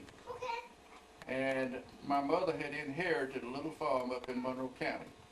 I was about 8 years old. I was born in 1924, about 8 years old when I moved to the farm. yeah. And that was a depression to us. And we were in that depression until World War II started, when he got a job in Macon at WWII. But I had been in the Navy 2 years during that period of time. Yeah. Before we got there. Even in 1939, I did odd jobs on the weekends. I graduated from high school in 39, but I used to work as a clerk at the A&P Tea Company. We'd go to work at 7 a.m. on Saturday. We worked all day long until 2 a.m. on Sunday. And your check, your cash money was $2.50. Isn't that something? That's the way it was. I did that with S.H. Crest. Beg pardon? I made $12 a day a week at Preston. Did it feel like it was good? Yeah. Yeah, a lot of people would love to have it. That's right. Yeah, that was good. Wasn't like you got it and thought, is this all? You were thrilled. Oh, I was good. They're happy to get it. Let me tell you about my first job. The man had a 10-cent store, and out front he had a peanut parching machine, Right. a roasting machine. Joiners, 5 and Joiners, 10. 5 and 10. Yeah. I stopped to see him one time when I must have been 12 or something like that. And Lyle Pittman was the operator of the peanut machine. Yeah. But I went to see Mr. John, and I said, if he ever leaves that job, I sure would like to have it, you know. Yeah. So it wasn't too long after that, on Saturday morning, he called me up, wanted to know that I still want that job. I said, yes, sir. So he said, come in at 12. And so I worked from 12 noon to 12 midnight. Yeah. So he said, well, that was a half a day because I didn't start at 8 o'clock or 7 o'clock. Yeah. So I got 50 cents. 50 cents. 2.5 cents an hour. The government, and he lost his job, and he had 4 children, and he rode the streetcar, and I remember cents he an hour. said he had 1 dime left to ride home on, and you dropped it in the slot when you got on the streetcar, and it wouldn't go. It would just something happened. I don't know. So he had to get off the streetcar. So he got off and he took his pocket knife and he roughed up that 1 dime so it would go through, and that's how he got home. And I remember lots of things about the Depression. Let me tell you an interesting story. This was after, the Dixie Flyer used to run from Atlanta to Jacksonville. And I'd been overseas 2 years and was able to come home. And I boarded that Dixie Flyer in Chattanooga. And on the way down, I happened to be talking to the conductor and told him about my story about having been home and, overseas, and that I was real anxious to get home. He said, where do you live? I said, Forsyth, Georgia. He said, well, sailor, this train doesn't stop in Forsyth. And I said, oh, my Lord, you mean I got to go 25 miles south of here in the middle of the night and get back to Forsyth, Bishopberry County? He said, sailor, we don't normally do this. You get your sea bag ready, and just before we get to Forsyth, I'll slow this train down slow enough and you jump off.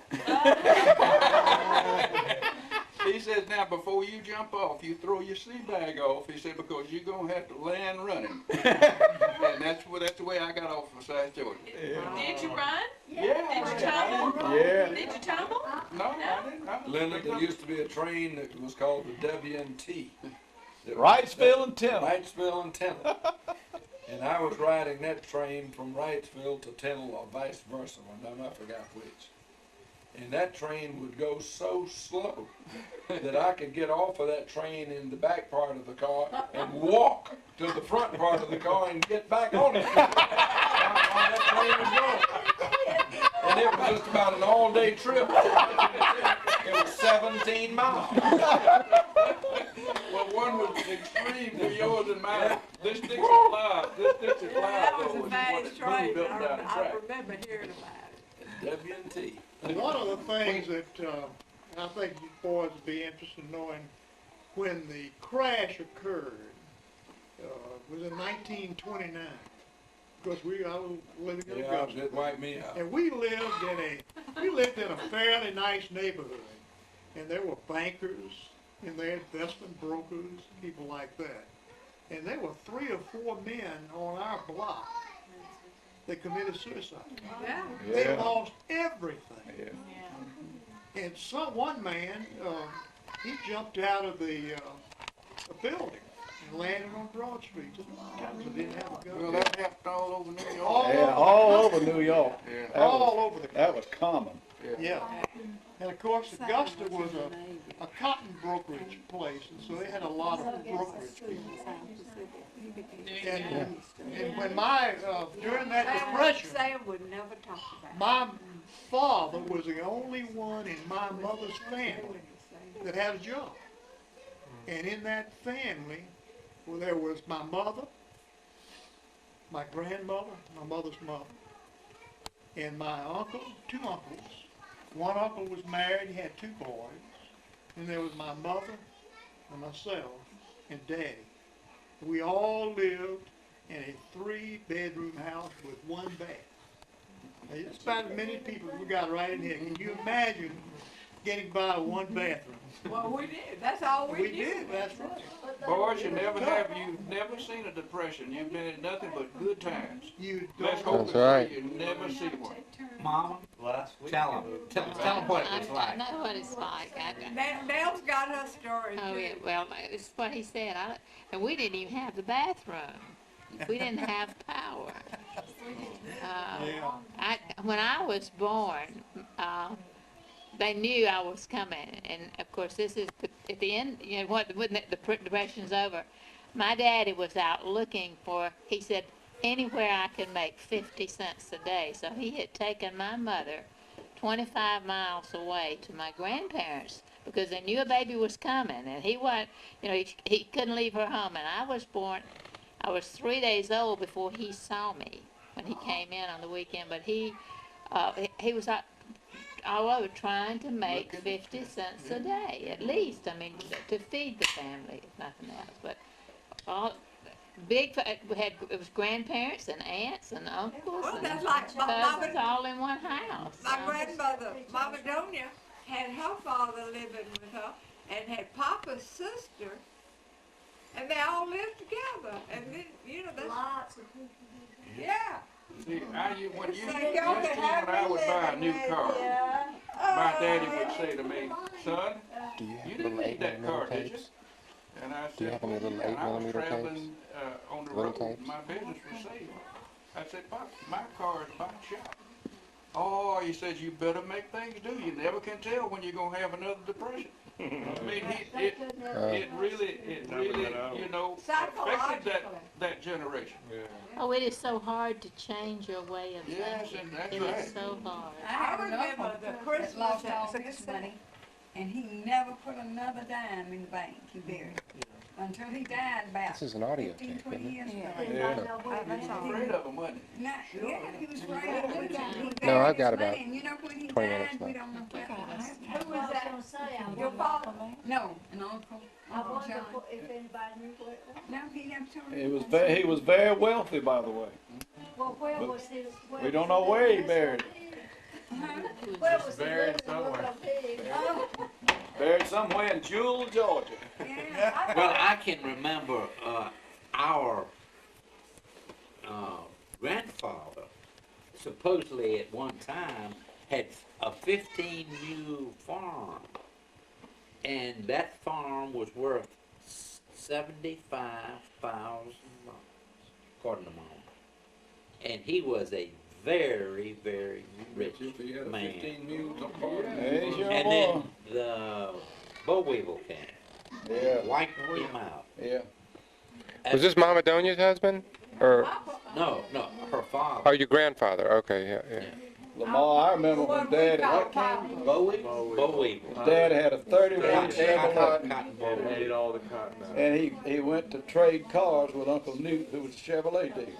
So he traded this 31 model Chevrolet for a 33 model. And they were arguing over $25.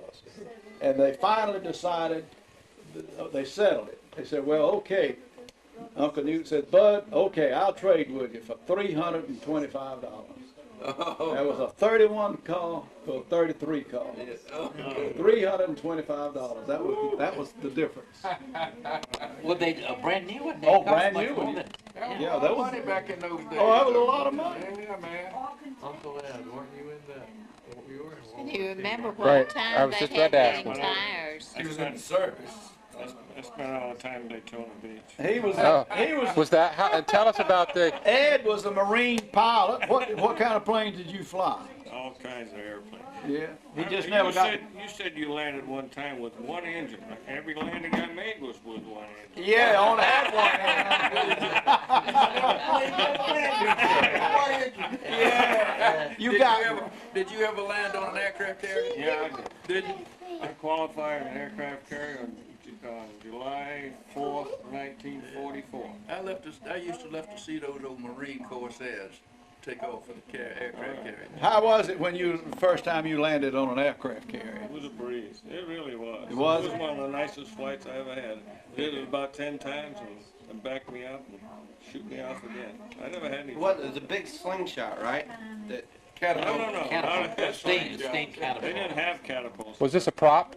Proper airplane. Yeah, well, that kind of you plane, had to that's a get lot up and easier go or than a you got jet. up and gone. No.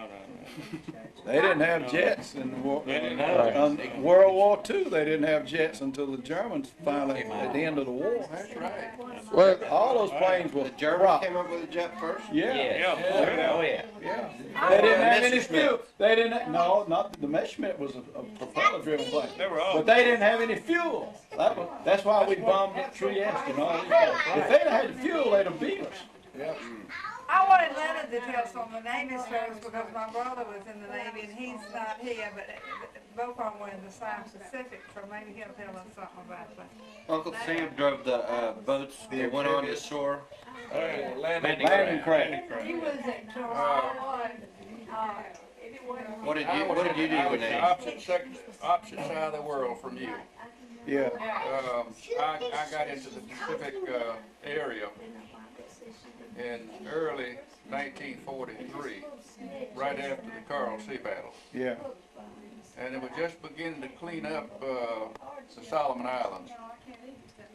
And I was in an amphibious force.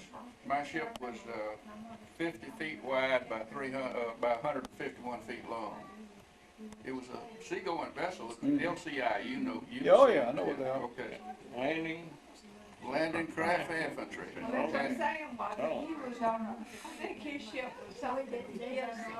Was what? Gibson was the name of the ship. Yeah, well, But he carried the people from the ship to the shore. yeah, if it was a Gibson and big enough for a name, it was a lot bigger than my ship. It was number. It was an APA. Well, I was on an AKA later, which was a cargo ship, and APA was a personnel ship. Right. But I operated all the way from Milne Bay, New Guinea up to the Philippines, returned into the Philippines. That little ship that I was on was sunk off the coast of New Guinea. We were going in to land some Australian troops at Ley, New Guinea. And the ship was sunk, and we went in with the Australian troops, and the Marines, not the Marines, but the Seabees came in 2 days later and put an underwater patch on that thing. And we were towed down to Cairns, Australia, and converted into a rocket ship, rocket firing ship. And after the big ships, the battleships and the heavy cruisers and so forth would bombard as far as they could back inside, we went up to the edge of the beach and just leveled everything with rockets. And that's what happened at Leyte in the Philippines. And then we did the same thing at Okinawa. I was very fortunate. The ship was sunk at Ley, New Guinea. The skipper was killed, and I think it was about 25 or 30 Australian troops just mangled. You know, the Japanese came in and bombed us before we could get the troops off. Yeah. And it is just, you know, you go into a lot of detail on it, but that's basically what it amounted to. I was over there twice. I was over there the first time for 2 years, almost to the month. And then the second time, I had been told that I'd be able to stay in Norfolk and would be able to teach gunner school. I was a gunner's mate. And one day I got a call, I heard it, I didn't pay attention to it. They said, Leonard Ruffin, report to the USS Venango. And all day long, they announced that. And I never responded. So I knew what was happening. If I would have boarded that Venango, here we go again. Yeah. But there was an SP that came up about 5 o'clock that afternoon, and he comes marching in with his stick hanging down. Shore patrol. Yeah. Young fellas. And he said, he says, is there a Leonard Ruffin in these barracks? And I said, yeah, sure. He said, well, where in the world have you been? He said, we've been calling you all day. I said, well, I didn't hear it. He said, get your seat bag, your equipment, and go down to pier number so-and-so and get on board this ship. He gave me the name of it and everything.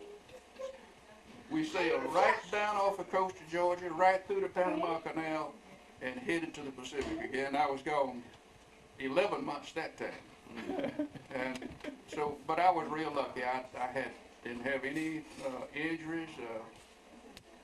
The only thing I ever dreaded was a ship sinking and me be down there with those sharks. But Sam always said he wanted to be on, he'd rather be in the Navy. He had a hot meal and Well, I want to tell y'all my experience in the Korean War now. I've just told you mine in World War II. In the Korean War, I was a medical officer, and I fought the battles of Fitzsimmons Hospital in Denver, Colorado. And one day, my commanding officer called me and says, Lieutenant Tanner, I have a job for you. I says, yes, sir. He says, Marilyn Monroe is here, and you're in charge of the orthopedic ward, and I want you to escort her. So I spent a half a day with Marilyn. Did you really? Yeah. Oh boy, what good duty. That was a lot better than getting shot at. Did you give her a thorough examination?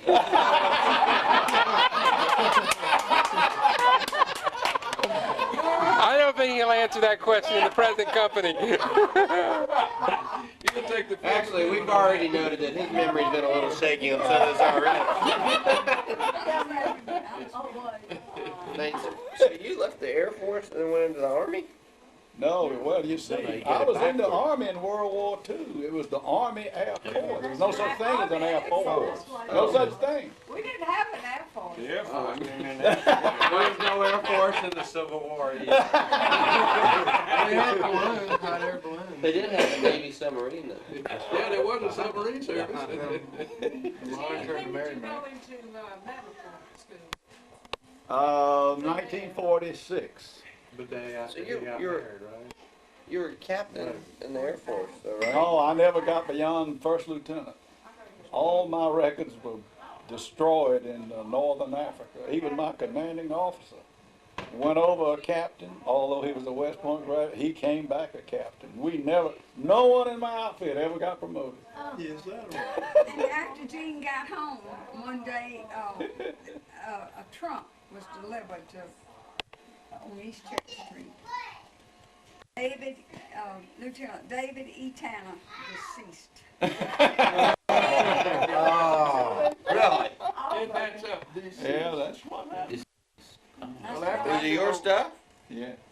They sent it out as soon as I guess soon after you enlisted. Yeah, I'm sure they did. Yeah, I bet you would. Yeah, they couldn't afford to keep it around. Didn't know each other. You were a captain, wasn't you? Yeah.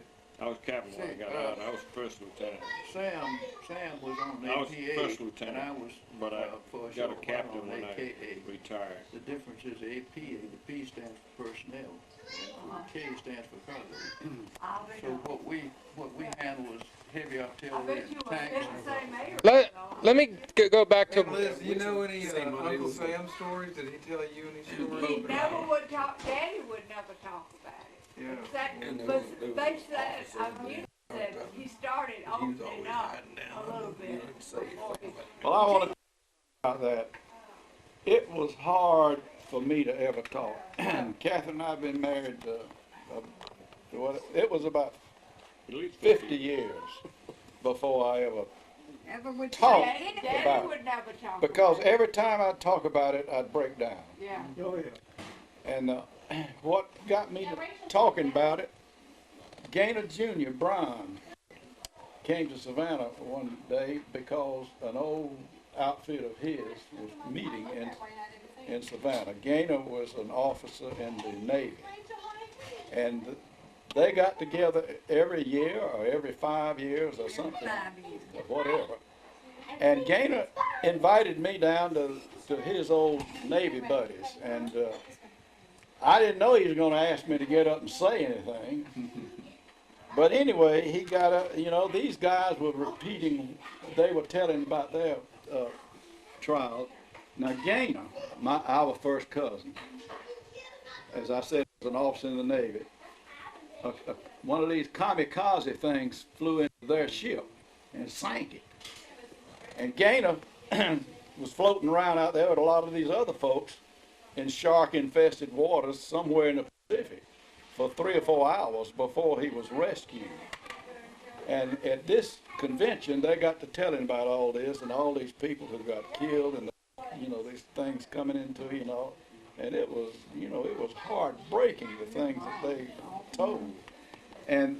But this particular year, the commanding officer of the boat that rescued these guys was invited to come, and he could come. And that night, they presented this guy. You know, the Japanese, the rising sun. Well, this airplane, this kamikaze plane that came in, they had kept a piece of that rising sun and presented it to this guy who rescued them. I mean, it was heart-touching. But everybody who got up to repeat all this got up and cried. And then Gaynor called on me. Well, I got up and started talking, and when I got to the point that my belly gunner his leg was shot off and he died, and I cried. Yeah. And so, but it was the first time I had ever said anything about it. And then sometime thereafter, somebody wanted me to go out to the military base there in Savannah and speak to some officers about my experiences. Well, I declined 2 or 3 times. And finally I decided, well, I'll do it. So I went out and I didn't break down. And so then sometimes later, some guy in my church wanted me to get the men breakfast thing together and talk about it. And so I talked about it. But you telling me that, you know, it takes you about 50 years before you can talk about it, and even then, some parts of it you can't say. Well, I never did say much about it because nobody seemed to be interested. Well, and that's another thing about it. Nobody seems to be interested. Nobody ever asked about it. Nobody even. Yeah, but that's because they're sensitive, because they know you're sensitive about it. Well, that may be. And well, another thing that a good friend of mine who was in the Battle of the Bulls, yeah, good gosh.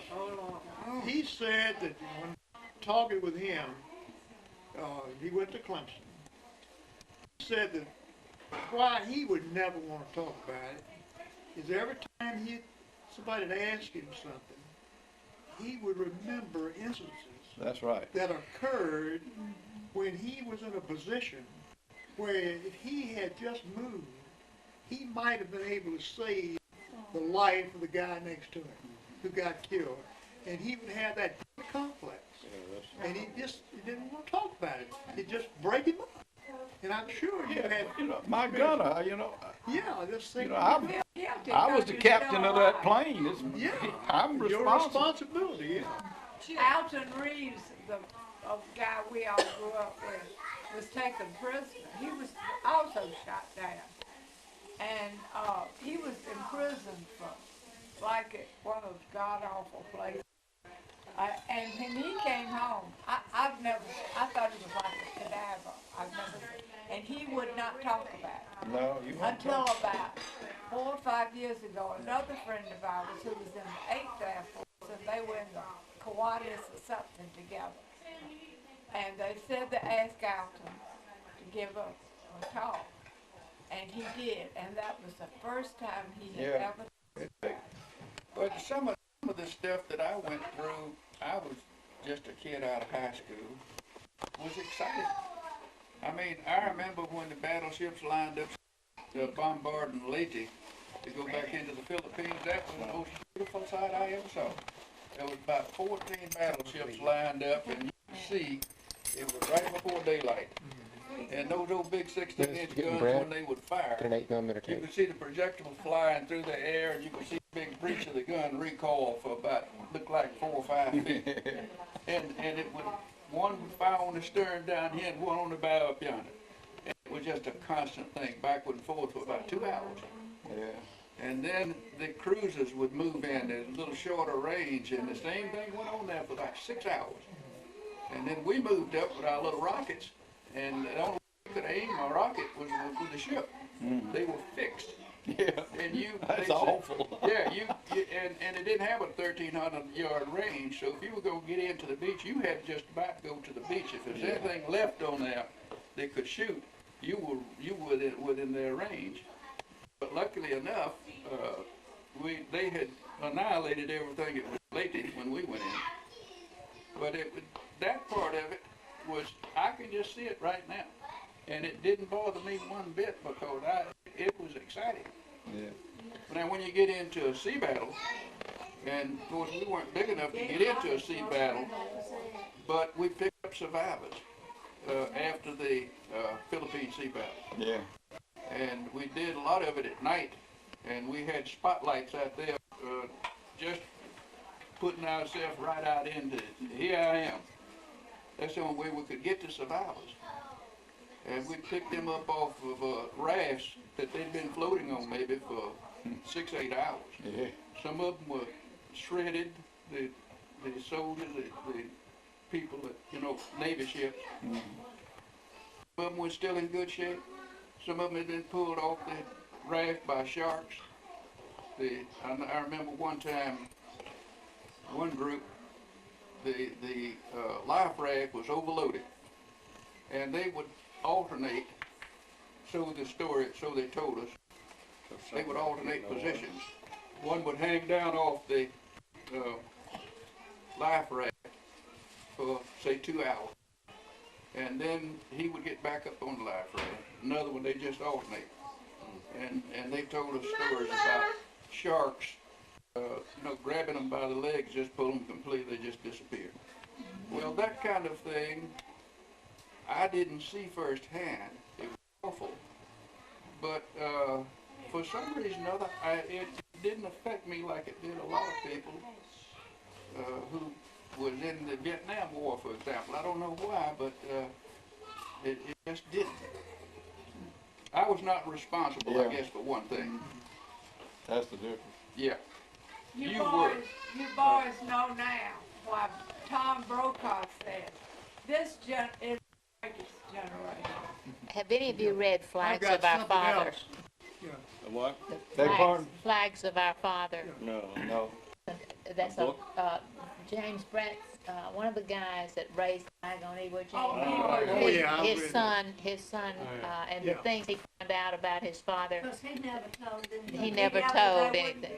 Wouldn't talk about it, and Elaine and I had a real close friend now, incidentally. When he retired, a year after he retired, he became club champion of his golf club down in Florida. But JP, after we had got to know them in about 2 years later, I learned that he never sleep with his wife.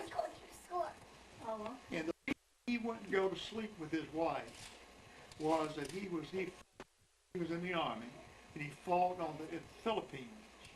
On 2 occasions, while they were asleep at night, a Jap would attack him. You know, they were so close, and he killed 2 Japs at different times, just the same night, but different nights. And he was so fearful that he would awake sometime, revert back there, because he said it bothered him the longest time. And he was afraid he would kill his wife. But chick, one of those things the Japs would do, Japs was bad about infiltrating at night. Yeah. And they wore these split-toe shoes where they climbed the palm trees. And they'd tear the rifles up and then snipe at you. I know this because when I was on the shore with the Australian troops that night, we were shot at a number of times. We thought they had came out, but they would sneak back in and they'd climb the palm trees. And they did it to kill as many as they could, but more to harass than anything else.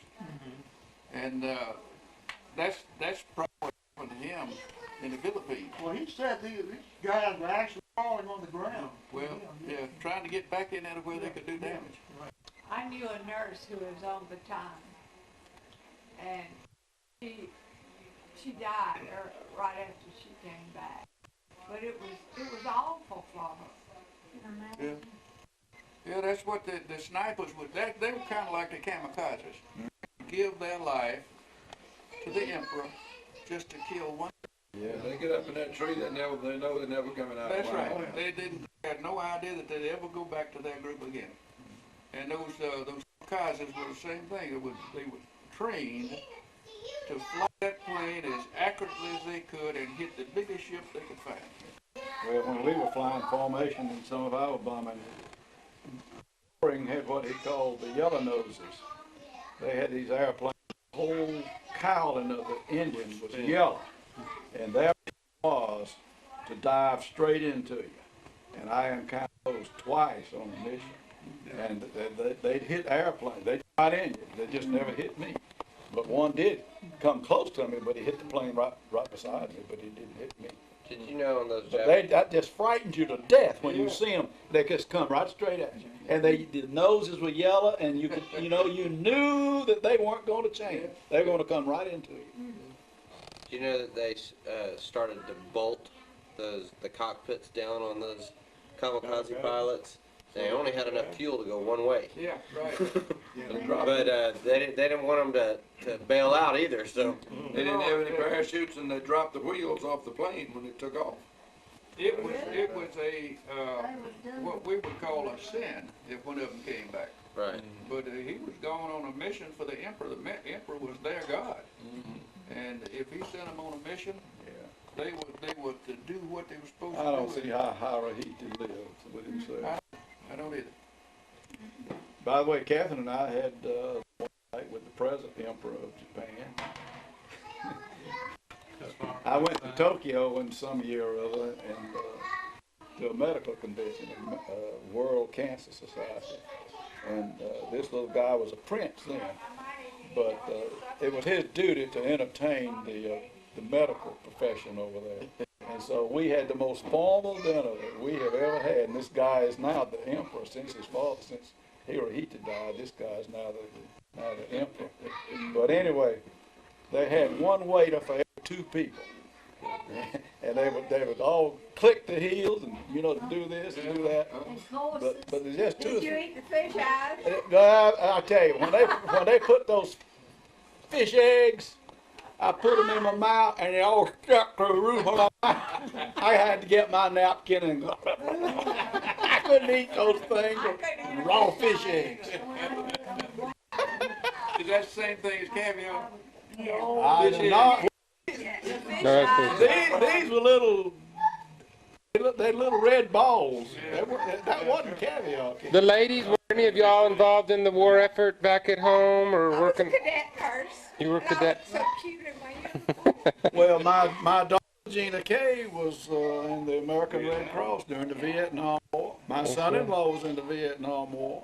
My Eunice was a Grandfather was in the Civil War. My father was in World War I. I was in 2 wars. What do you know? Well, what about what about Papa in World War I? What did he do there?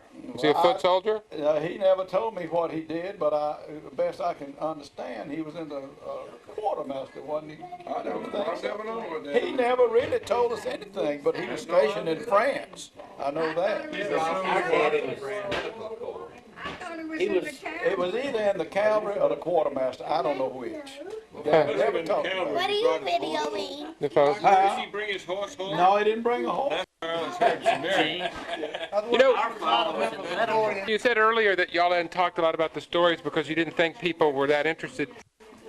Our whole generation has grown up watching so much TV and stuff like that. This is an unusual day for us to all sit around and just. That's right. Before you had electricity, and what did y'all do in the evenings when it was dark? I mean, is it? That's the reason they had 12 children.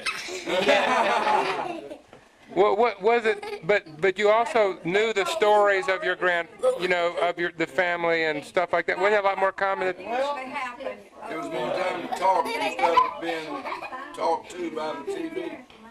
You'd sit on the front porch. Sit on the front porch. You played a lot of games, you played a lot of checkers.